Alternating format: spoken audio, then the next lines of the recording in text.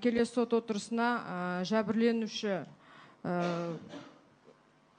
Қаржаубай мырзаны шақыруды сұраймын және қосымша жауап алуды сұраймын. Не себепті десеңіз, қазір бәріміз TikTok желісінен, Instagram желісінен Қаржаубай мырзаның өкілі, әріптесіміз Шөкеев мырзаның сот отырысында сұралған куә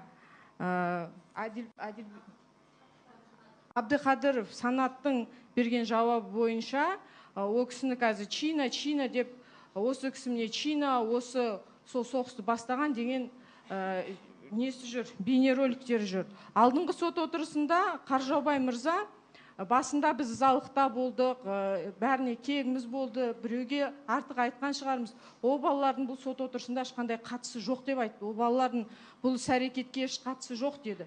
Сол себепті, құрметті сот, сол сұрақ бойынша Қаржаубай мырзадан сот отырысында қосымша сұрақ қойып, жауап алуды сұраймыз. Қолдайсыздар ма қорғау тарабы? Пікірлеріңіз? Мемлекеттік айыптаушылар. Құрметті сот, әзірше ондай қажеттілік жоқ деп ойлаймын. Себебі өткен сот отырысында жәбірленуші Қаржаубай толығымен тиісті жауап берген болатын. Сонымен қатар келешекте біз тиісті видео таспа әзірлейміз, яғни беттестіру жәбірленуші Қаржаубай мен куә Абдықадыр арасындағы. Тиісті сол кезде баға беру болады деп ойлаймын.